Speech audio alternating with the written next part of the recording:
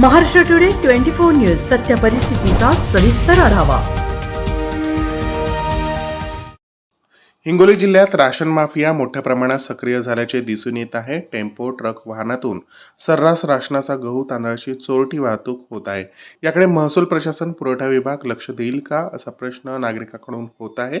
सर्वसाधारण लोकप्रतिनिधींनी किंवा एखाद्या पत्रकाराने या राशनच्या धान्याची अवैधरित्या वाहतूक करणाऱ्यांना जर प्रश्न विचारला तर उलट त्यांच्याकडून उत्तर येते की आम्ही या नेत्याचे कार्यकर्ते आहोत, आम्हाला अडवता का. या पद्धतीने उर्मट उत्तर ऐकावेस मिळते. गोरगरिबांच्या तोंडाचा घास राशन माफिया काळ्या बाजारात नेऊन विक्री करत आहे. या अवैध राशनाचा काळा बाजार करणाऱ्या राशन माफियावर हिंगोली जिल्हा प्रशासन, पोलीस प्रशासनाकडून कारवाई होईल का असा प्रश्न नागरिकांकडून होत आहे.